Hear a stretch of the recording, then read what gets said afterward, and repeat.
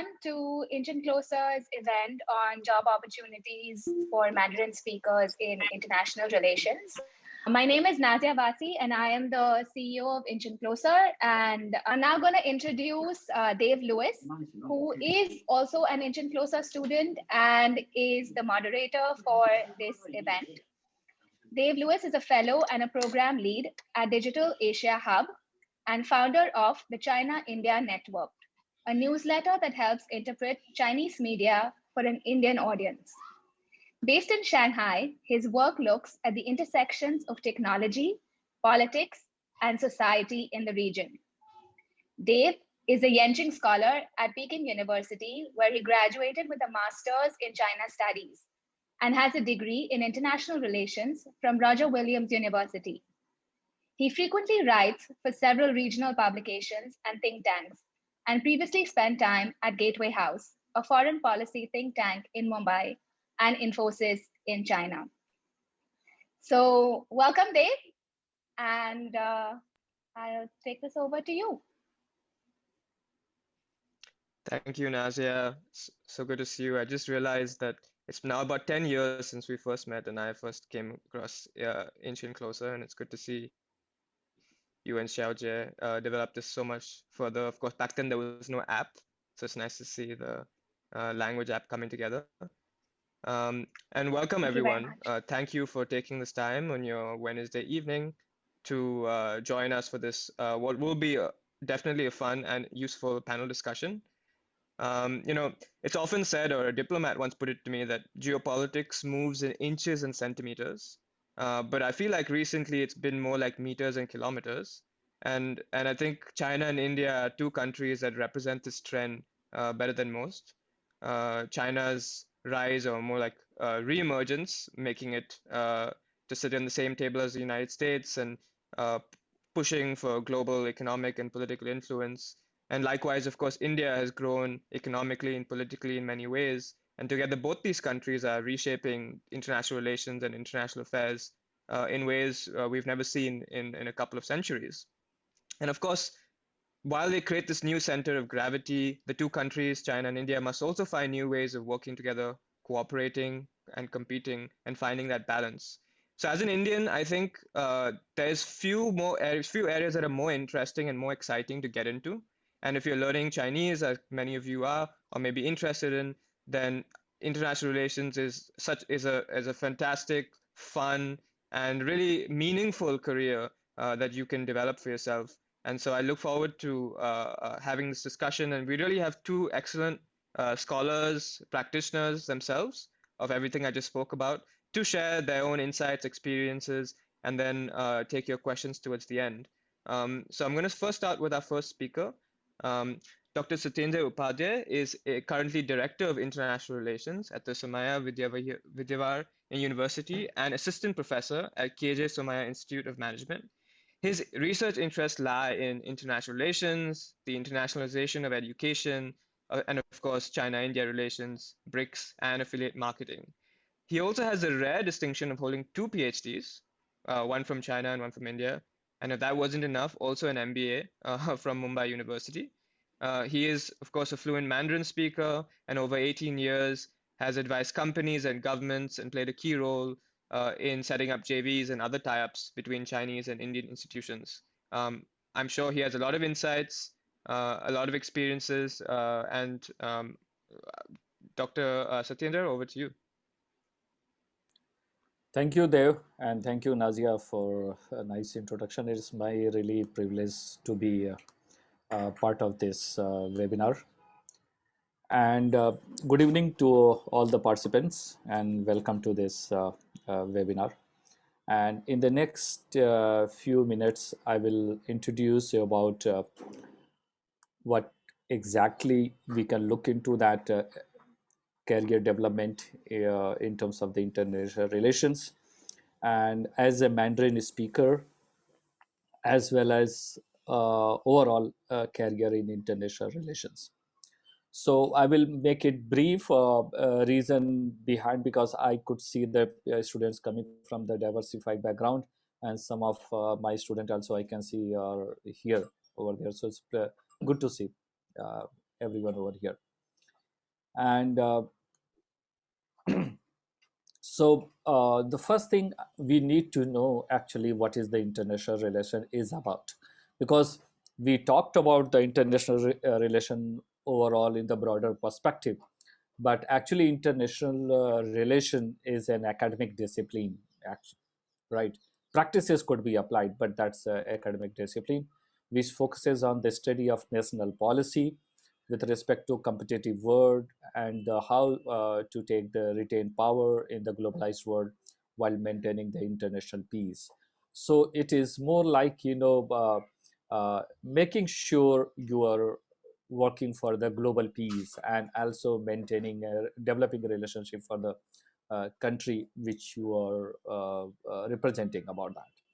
And international relation area, it's as such, it helps to acquire a systematic approach and ability to analyze various circumstances in global context. It could be politically, it could be economically, and it could be also as an individual you can play the key role. So this area also can impact on international policy development, global economy, business development, also the career in emerging market, or you can say emerging economies. Because especially when you talk about the India, China, and together playing a very significant role in terms of the world economy, about the top five first growing economy in the world. And that's why the a person knowing the Mandarin, and the person representing India, and also in case if you have a living experience of China, then I think that this very rare combination and very very promising combination all of you have. And you should think about how this you can take a leverage for the long term, but you need to be very focused in terms of the process altogether. So if you look into that, how the foreign languages influence in international relations, talk about. And when I'm talking about the foreign languages, this is one area of one aspect of the international relation, you can say that. So any languages you have learned, any foreign languages, that plays very significant role in terms of the international relation development about that as a career. Either you are doing the Chinese, of course, being a Mandarin is one of the official language of United Nations, and more you know and more better you can utilize the power of the language. And always I talk about that, the any language has these 5C objectives actually for the language. With the languages are made to be for the ease of communication. And all of you, if you have learned Chinese for a few years, you must be knowing it, how it has helped in terms of the developing communication between two countries in the various format. It could be individual level, it could be writing level, it could be reading level, or it could be like translator. So various aspects are there, but this is one aspect of the advantage of the language. With the communication you explore the cultures, right? And when you explore the culture, also this knowing the communication and culture is skill develop the connection, which you can say guanxi in Chinese. And knowing the more and more language, you will be able to compare it to what happens in particular country, what happens in particular country, and you can see that. And this comparative is not for good or bad reason, it is comparative for understanding more about the visibility, like how really matters to one aspect in another culture about that. And ultimately, if you combine all this communication, culture, connection, and comparison, it helps to understand the communities of a particular country, or you can say like in a various country in terms of the international relation. So once we know that, and then we are able to use the power of the language in international relation. Only knowing the language, maybe just you will be good at communication. So better to explore all this other part of the sea, and then you will be able to make it much more impactful. So make it very brief about that, if you, how the any foreign languages can be used in the as a career in international relations. And there are few destinations you can think about that developing career in international relation, but you need a very strong uh, development. You need to be part of very rigorous process to make it more effective about that. So first, as you know, the most of the diplomats, or you can say all the diplomats, when they are deputed in the particular countries, the first thing they have been brief about the knowing the language and the culture, cross cultural communication, history of that country about where they have been posted. So that helps any diplomats to uh, perform their work effectively. And not only that, if you look into the UPSC examination, civil services, there is a good number of questions come from the IR perspective as well. So when you talk about the civil services, it's not only UPSC talked about. There are various domain research are there in the government sector, diplomat, internship, all about that. And most of the diplomats, they go for the rigorous language training as well in these days. And another destination you can think about the government, because any government develop the relationship with the various country across the world. uh, if you look into that United Nations report, there are 100 plus, 150 plus, 70 plus the linkage they have there across the world about that. That helps to be part of be how you can be being a part of government. You can play the role in international relations about that. And international organization, yes, as I said, United Nations, everybody know that is very very. There are number of subset of the United Nations are there, and I will brief you a little bit in next slide about that. And there are another opportunities you guys can think about the think tanks. And think tanks are the a system, or you can say organization, which do a lot of policy research, and they are, you can say, the supporting hand for the government to think about that, and they do bit more like the long term perspective. So, and most of the think tanks, at least I can say, there are more than 20 leading think tanks are in India, and at least all these 20 or you can say top 10, they are working on the China aspects very well.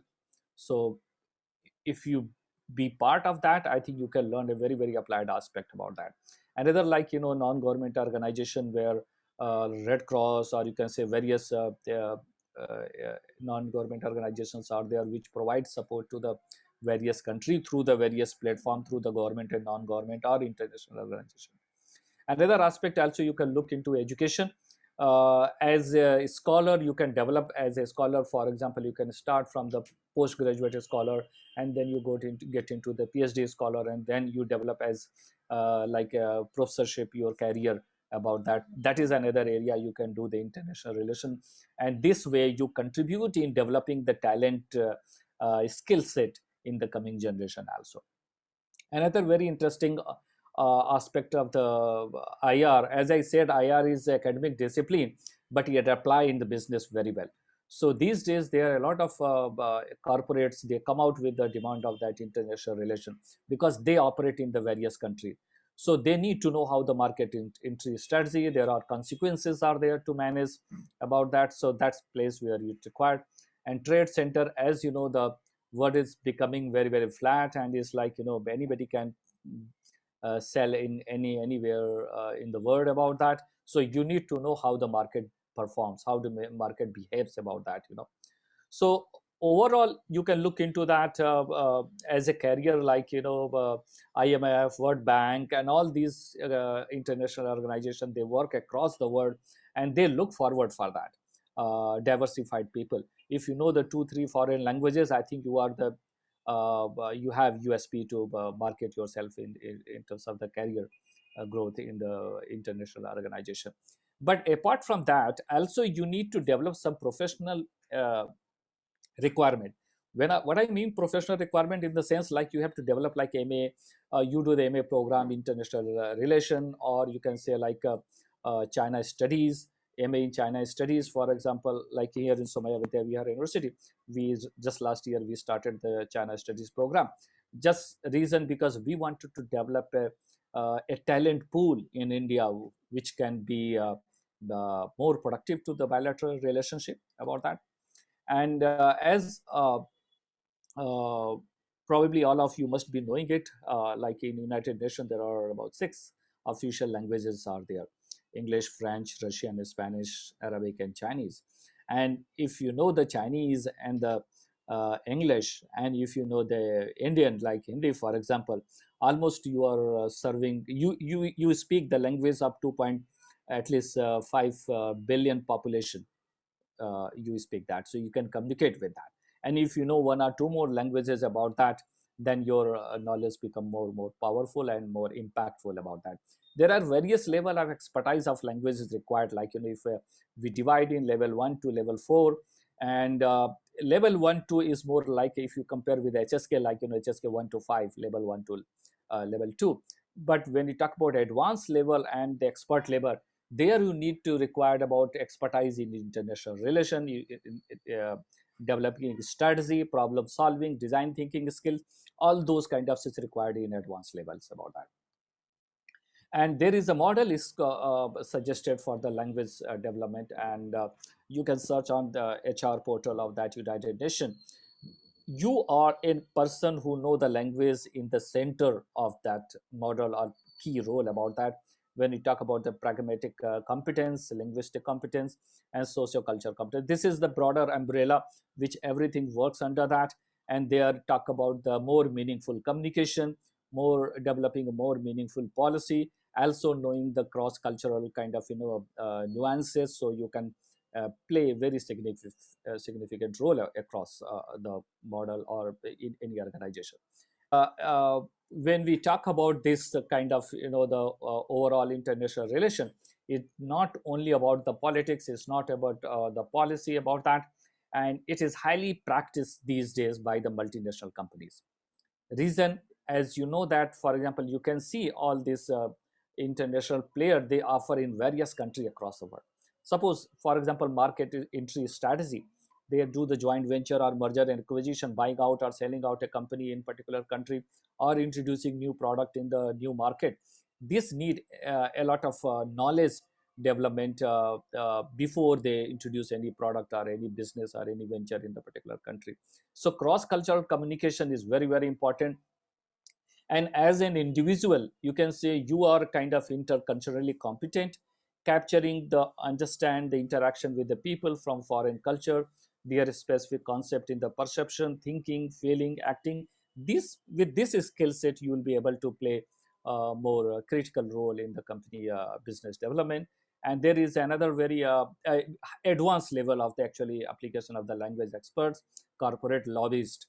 So these days, a lot of demand is very highly paid job, very huge paid. It's like more than 5 lakh rupees salary you'll be getting for this kind of job, where you really set the market, you set the relationship with the government and the company, and you make things happen, because huge billion-dollar is invested over there, and company, they want to make sure things goes very smoothly about that. So this is a brief just from my side, and at the end I will be able to happy to answer a few questions. Thank you so much, Dr. Patia. There was so much in that. I think there's, as you can see, there's so many different industries you can go to, and I always like to think international relations is a nice lens to which you can see the world and choose which stream you want to get into. Um, we'll get into maybe questions that you may have towards the audience Q&A. But without further ado, I'm going to introduce our second speaker. Joining from Beijing is Dr. Xie Chao. He is an assistant professor at the Institute for International and Area Studies, or the IIAS, at Tsinghua University, where his research looks at India's political system as well as security and diplomacy. Xie Chao has received his doctorate from Tsinghua University, and throughout his career has maintained a very close contact with India, making multiple trips there back when there was flights before the pandemic. And he was also a visiting professor at the Jindal School of International Affairs. He writes for a number of journals, think tanks, and newspapers, and I'm sure you can all look them up through Google to find his work and read his papers and articles. But for now, we have him in person. So, Dr. Xie Chao, over to you for your presentation. Thank you, Dave, for the nice introduction. And just now, Professor Upadhyay made a presentation on how language training and how language is important in international relations. And then from my case, I will focus more on why learning Chinese. So this is from because of my background as a messenger traveling between India and China for a long time. So I think sharing some of my personal experience and of course on my observation on Chinese as a language training in India and how does it lead to our job potentials can be useful to our Inchin students. So this is me. I think yeah. So some of my personal bios, of course, you can Google that, but I just want to highlight some of my international experience because as we are doing international area studies, it's becoming increasingly important for you to learn a language and then spend enough time at the country you choose to study. My interest or my complex, with India, starting from my first job when I was working at the Engineering Management Center in the former Ministerial Railways. So we have this Sino-Indian Railway Corporation team, and I worked on that since from 2008 to 2012. So made many trips to India and received many Indian delegations so that from this we can see how these two most populous countries have so much in common. And since then, I have this eager say, hey, this is the interest. Interest is the best teacher. I want to learn more about this country. It's fascinating, not just incredible, it's fascinating to me. So I chose to resign and then join Tsinghua University to pursue a PhD. And then I was in that I chose to study India and then spent several years in India as a field study. And then after I earned my PhD, I joined Tsinghua University as an assistant professor. And Tsinghua University, as a leading university in China, offers this opportunity for me, even as a faculty, that I can spend more time in India rather than in Beijing. So you can say from that, from 2018 to 2020, I spent 2 years in OB Jindal Global University. And when I was a visiting faculty scholar there, I was offering 2 graduate courses. One is, you say, Chinese foreign policy and perception about the world. And the second one is Asian Chinese thought and modern strategic thinking. And especially the second one is one of the signature course in Tsinghua University when we trying to look into our Asian Chinese source, not just from a philosophical view, but from the perspective of international relations to say how our Asian thinkers from China are thinking about state-to-state relations and how their thinkings are influencing our modern strategic thinkers and decision makers.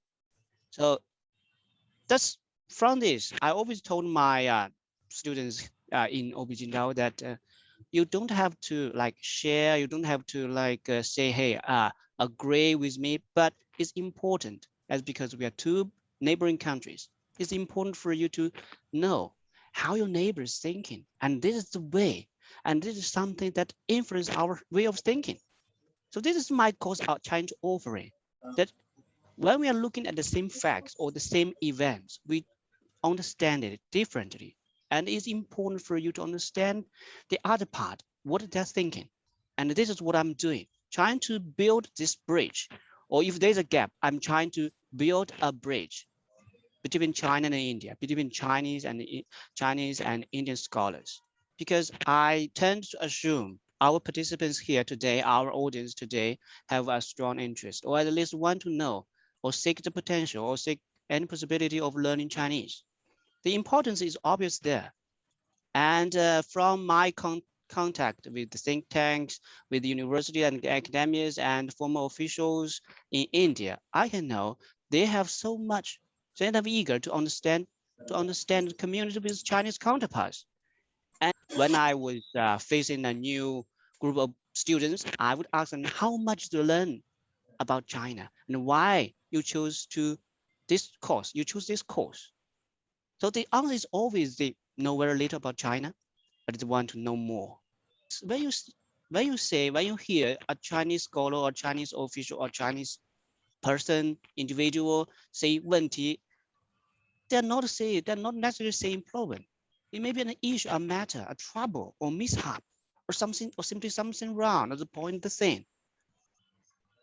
And I can have like numerous such examples to share with you. And when we saying that, hey, it's important for you to know what the Chinese are really saying when they're saying something. So taking Chinese language courses is very important for us to understand Chinese culture and Chinese way of thinking, and of course, Chinese behavior. And of course, the same thing can be said true to Chinese students in Chinese students who want to study India. They need to learn at least Hindi or Punjabi, at least one local language. The same thing here. And if you say, hey, if a Chinese student or Chinese scholar don't know what is a Holi or what is a Diwali, you will see it's strange for you. Hey, you cannot call yourself an Indian expert. The same thing here. One thing I know about India through my interactions with my counterparts is that they have a very outstanding system of think tanks and have a very good system of private universities. This means, and for these think tanks and private universities, even public universities, they have very strong impetus to know China, and they offer many job opportunities for those students, for those practitioners who can actually speak Chinese, know China better. So this is very fantastic to me. So this is something I want to share with you briefly about why learning Chinese should be one of your consideration. And there are very serious job potentials there. And of course, out of the necessity, if you simply want to know more about China, it's very important for you to take some language classes. And of course, this will work that as a bridge for you to learn the Chinese culture. And of course, understanding China and the Chinese people. And together we can build this bridge. Thank you. Thank you, David. Thank you so much, Professor. That was a really important point. I think you sort of drove home the importance of language as a scholar to be able to work with primary sources. As someone who came into Chinese first as a studying IR, and then Chinese came second for me as something that I realized was very important towards being able to do important scholarly work and understand China better. I think it's clear now when you look around the world, the demand for understanding China is higher than it's ever been, certainly in our lifetimes. And so whether you're looking for opportunities in India, where of course the demand itself is high and the supply of people doing work, especially good work, is low, but even globally, wherever you look, research institutes, universities, companies, the demand for talent. And in fact, I also often find now, and this I find is changing from generation to generation, the jobs for younger generations today almost ask Mandarin as a requirement. So if you are doing analysis on security studies or geopolitics or media research, Mandarin is now just a requirement. So you have to really build your language competency alongside your other skills to be able to get ahead. Both of you shared a whole number of industries and areas. I was wondering if we could get a little specific, especially as when we talk about IR, what are some of the topics and research areas that you think are very relevant for someone young coming in today, where they would be able to pick up these skills very fast and create a sort of value that would be different from others. In in IR, I often find that things can be very hierarchical. You get into the industry and you have doctorates who've been there for 30, 40 years, have written 7 to 8 books, and as a young professional, it can be very difficult and daunting sometimes to face and get into that new.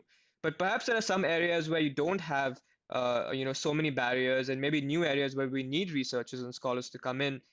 In my area, my experience, sometimes technology tends to be a good area where young scholars get more opportunities faster. So I was wondering if you can share any areas that you feel people here joining in can say this is an area where if you can start building some expertise or start learning more about, you can maybe make progress faster and find more opportunities, either in India, or in China, or globally. I think you've really pointed very rightly about that. importance of the Chinese language itself. As you mentioned in your career, like how this like when you come to IR and then you think like important of Chinese language are there. One thing I would like to mention over here, connecting to your question, you have to think about that your capacity. You may not have very advanced capacity in the beginning, as you mentioned about when you are coming at the junior level, then you have to not compete with that. You are in the same platform where there are highly professional or highly experts are there. The best thing is there in IR or maybe even into using the foreign languages. You can still contribute in the individual capacity, and application of foreign languages in IR, I think, is pretty empty area where you can really play very well. For example, I will share the live example what we experimented with our student. For example, we started last year MA China Studies program at Somaya Vidyavihar University. What we tried to do, we didn't want to make the program which is like very traditional are there, because the time is changing and we have to make sure we develop a skill set which is needed and applicable for the next 20 years, 30 years, not for the immediately next 5 years. So what we did, we asked like a student to make a group about that, and they come out with the translation uh, task. Translation in the sense, like, as you know, a lot of articles are there which is published in China and we are not aware about that, or maybe what a lot of published in India, maybe China is not aware about that. We need to develop a content which can be referral for the both country about that, and not only doing the translated job, also develop in such way, but you have to be also analytical. So what we have, our blog name is China Mind Blogger. You can search on Google. So what we are trying to do, that translation is one side, but we are making a student to analyze those translation and come out with their own thoughts and comments on that translation, and then link with the something futuristic comment about that. So I think this kind of individual capacity has to be developed, and this also helps to read more and more on the contemporary aspect, and also like history about that, because in IR it is said like you have to be very strong in the history to make IR very effective. Like in China and various countries, the student think tanks are there. We need to look into those kind of student driven think tanks. Can you really debate on the contemporary issues about that? So I think these kind of new emerging areas are there, which is very much important to contribute in the IR space. And also because all these are not a scholarly contribution, these are all directly linked with the bilateral relation and multilateral relation, as well as uh, talk about the business. And here I can give one more example. What my experience is that sometimes knowing the language helps you at the platform where you cannot imagine it. For example, when I was in UK, in London, and we have been visiting the Imperial College, they are partner, academic partner.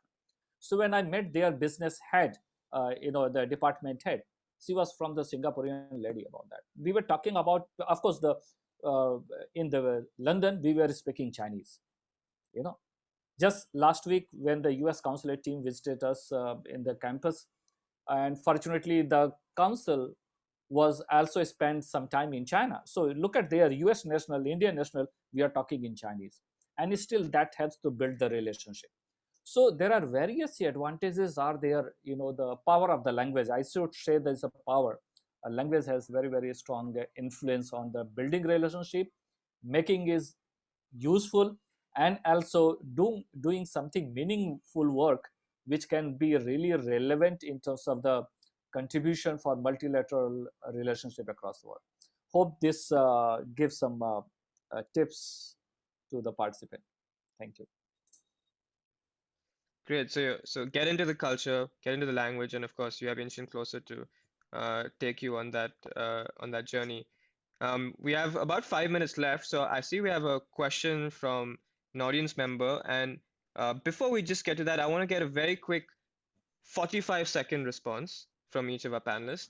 to very quickly tell me, and I have what are the aspects of your job and your career that you enjoy the most, that gives you the sort of most sense of satisfaction and meaning that you think maybe other people might relate to some of that. So very quickly, in maybe 30 seconds, Dr. Upadhyay and then Xie Chao. Yeah, that's very interesting question. Actually, what I enjoy, I think the best thing I like in my career, cross-cultural communication and meeting the people from across the world, because I'm heading the international relation for my university is concerned. So I think once I'm good at that skill, I know how to make things happen and how to achieve success what I have objective for my organization is concerned. So cross-cultural Great. communication, I would suggest. Thank you. So for, and My Professor answer Xie would Chao? be, yeah, my answer would be similar to Professor Upadhyay, but slightly different. I enjoy the most part of my interactions with local people and culture. So curiosity, intercultural communication, and a sort of desire, and of course to read a lot, whether it's history or about culture and politics. Um, yeah, I mean, The one thing aspect I would like to mention over here is students come from the different backgrounds. Somebody is coming from engineering, somebody from MBA, somebody coming from the law. I would suggest every student please continue with your background, because if there is engineer and the Chinese is doing, there is very rare and very strong combination. So continue with your background, use the power of the language, add as a catalyst, and then make something different to the society and the community where you are, how you can play at the individual level, group level, team level, national level, at international level. I think the area is open. I see we have a question from Anita Thomas about scholarships, and I know that I've personally myself gone through the Confucius Institute scholarship where I did a 1 year program in Zhengzhou. And on this, I'll quickly just make a quick point, and this is for anyone who is looking to go to China, especially. When I was coming in 6 years ago, my first desire was to go to Shanghai. It's where I am right now, but that's what I imagined, right? The dream, the lifestyle, business, this is the center of everything. But I got placed into Zhengzhou in Henan. And at that point, I thought, is that the right place for me? Do I want to be sort of stuck in the middle of nowhere, far away from, the heart of culture that is Shanghai? But it proved to me one of the most sort of beneficial experiences. To Professor Shea's point about interacting with, normal people, going out, meeting a hairdresser, walking on the street, putting yourself in an environment so it's beyond just the university, but an environment that forces you to learn, forces you to adapt, and where you don't just get exposed to the language, but also then the culture, the food, the habits, the small things that once you sort of get that acclimatization, then you can go to Shanghai or Beijing or another big city and you will sort of swim in instantly. You won't even need any. You'll already have your sort of cultural entry. So I highly recommend for people looking to go to China. If there's a Confucius Institute, you can also apply to the Yenxing Academy, which is what I did at for my master's program. Which is a great way also an entry to the China, although it's more of Beijing and Shanghai and less of a rural part of the country, but it's still a good entry point. And I'm sure Nazia can help guide you as well to finding the right scholarship for you. I mean, I think as an Indian, there's good opportunities out there, so definitely look to take it. I'm conscious of time, but I want to I'll quickly get one quick question to wrap it up. And given that both of the panelists spoke about reading and books and sources, I was wondering if each of you could share a resource, whether it's a book or something that people watching in can go and dive into it later on. Uh, uh, so very quickly, if you can share a quick recommendation for everyone. I'll start with you, Chow. Yeah, I would like to, yes, of course, from a culture and a language perspective, I would like to recommend a series of books written by Professor Ge Zhaoguang. The Chinese title is 中国思想史. And that book, for that series of books, it has English versions. So actually, that's would be easier for our Indian students to reach. And its English name is An Intellectual History of China, Knowledge, Thought, and Belief Before the 7th Century. It's a very important book. literature in Chinese Asian studies. So do read that, and would love to talk and share source after reading it. Information I would like to recommend: one, The Diplomat, the magazine or the news site. You people, they can search The Diplomat, as and the Foreign Affairs. Reason why I'm recommending this, The Diplomat, because here there you will be finding highly contemporary information over there, and by the experts, which carry about 40 to 50 years of experience in this domain. So I think that's highly recommendable. And if you are referring to the Chinese studies, I think in India, I would recommend the Institute of Chinese Studies. You please visit their website. They have a lot of Wednesday program webinars over there. I think they should participate. They should get benefited out of that. So, check out a very cool newsletter called China Natan, run by two Australian fellows, Adam Ni and Yun Jiang. Speaking to Dr. Upadhyay's point about translation plus analysis plus critical thinking, I think they do a nice job of analyzing original primary documents in real time and sharing a good commentary of what's important, which I think is a nice lead alongside your other readings that you might have. And wonderful interactive session. I would now pass it over to Wang Xiaojie, my partner in Shanghai, to wrap up and close the event. Sure. Thanks. Thank you so much, Professor Wu Daipei and Professor Xie and Dave. As Nazia has mentioned, both of us have worked and lived in the two countries, and we kind of co-founded Inchin Closers 11 years ago, with the hope, to bridge the understanding and communication between the two countries, because we strongly felt that there was so much energy and potential between the two countries, but there was a lot of misunderstanding, or rather simply just a lack of knowledge of each other. And we thought nothing could happen without understanding the language and culture. And since then, our little humble organization has in fact nurtured quite a few talents in the space. So we had students who who actually took course with us and went to China to study the language full time, and then went back to India to become a lawyer, providing legal service for Chinese clients.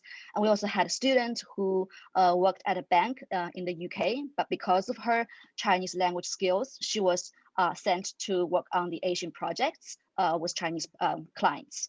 So we just want to give these examples to showcase to you guys that there's really a wide range of career opportunities for you guys with this Mandarin language skill.